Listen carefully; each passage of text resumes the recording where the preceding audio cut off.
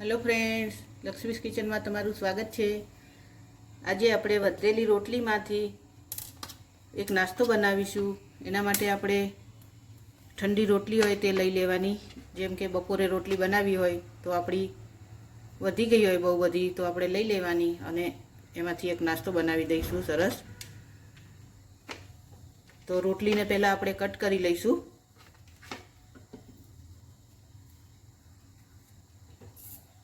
ચપ્પુથી કે કાતરથી તમે આવી રીતે કટ કરી લેવાનું। કાતરથી એટલા માટે કાપવાનું આપણે કે એક સરખા પીસ થઈ જાય।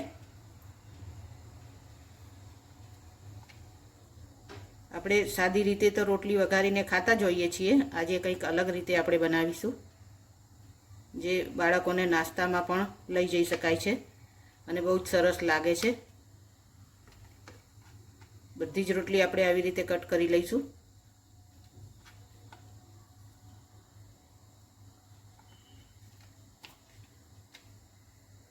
બીજી રોટલી પણ એવી રીતે જ કટ કરીશું।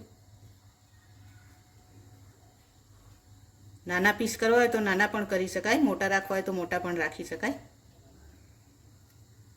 કાતર આપણે સારી રીતે સાફ કરી લેવાની પહેલાંથી। ગંદી કાતર ના હોવી જોઈએ। આપણી કિચનની જે કાતર હોય તે જ વાપરવાની આપણે।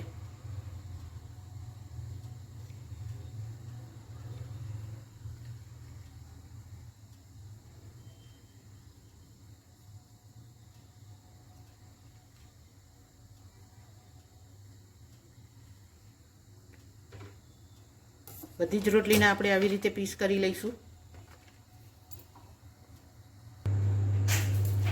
રોટલીના આવા પીસ કરી લીધા છે બધા જ મેં।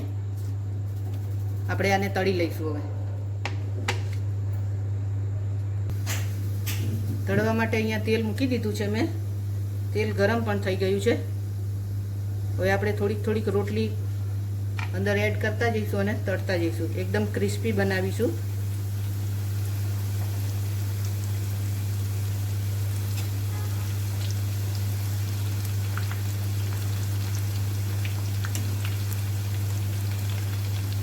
એકદમ કડક થઈ જાય ત્યાં સુધી આપણે તળીશું એને।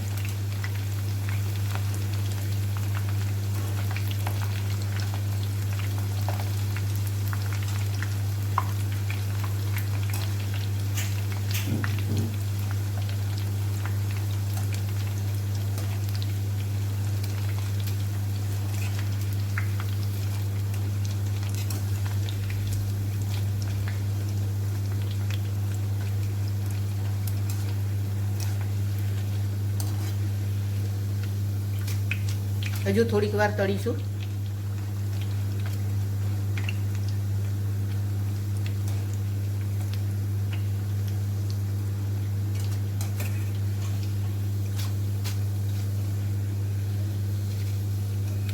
થઈ ગઈ છે આપણી રોટલી, બહાર કાઢી લઈશું।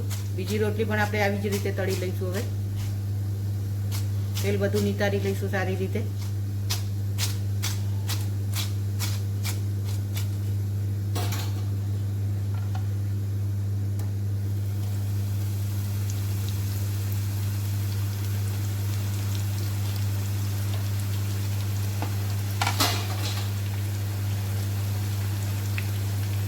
બસ બધી જ રોટલી આપણે આવી રીતે પહેલાં તળી લઈશું, પછી એમાં મસાલો કરીશું આપણે।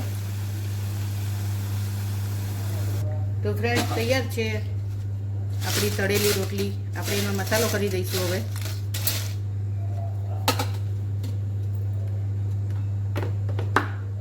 આપણે રોટલીમાં મીઠું હોય જ છે તો આપણે થોડુંક અંદર મીઠું નાખીશું। ખારું ના થઈ જાય એનું ધ્યાન રાખવાનું ફ્રેન્ડ્સ। મરચું નાખીશું થોડુંક।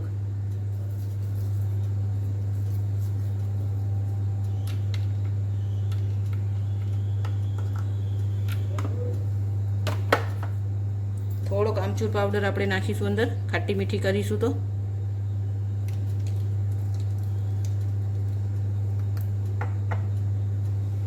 થોડીક દળેલી ખાંડ એડ કરીશું। દળેલી ખાંડ તમારે ના નાખવી હોય તો ખાટી મીઠી નહીં કરવાની, ખાલી મરચું મીઠું જ નાખવાનું।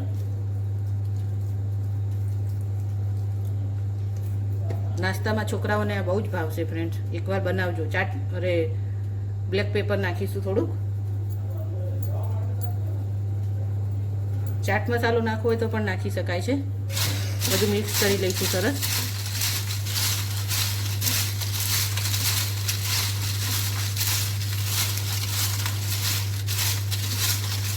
અને તમે ચા સાથે પણ ખાઈ શકો, એમને એમ પણ ખાઈ શકો. જો રોટલી વધી હોય તો આવી રીતે કરી લેવાનું. આપણો એક નાસ્તો તૈયાર થઈ જશે સરસ મજાનો. એમાં હું થોડુંક પેરી પેરી મસાલો નાખું છું. તૈયાર મળે છે આવું પેકેટ.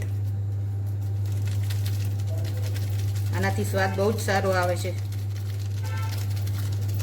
એકવાર આ મસાલો નાખીને જરૂરથી ટ્રાય કરજો. બધું મિક્સ કરી લઈશું.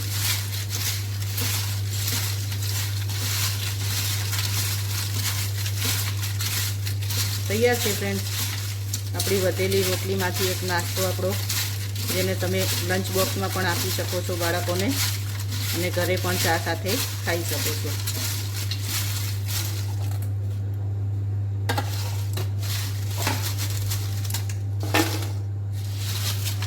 કડક થઈ ગયો છે, એકદમ ક્રિસ્પી એકદમ થઈ છે.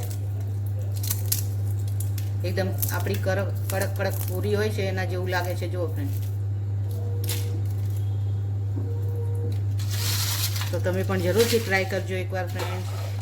રેસીપી સારી લાગી હોય તો વિડીયોને લાઈક શેર કરજો અને ચેનલને સબસ્ક્રાઈબ કરી દેજો. એન્જોય.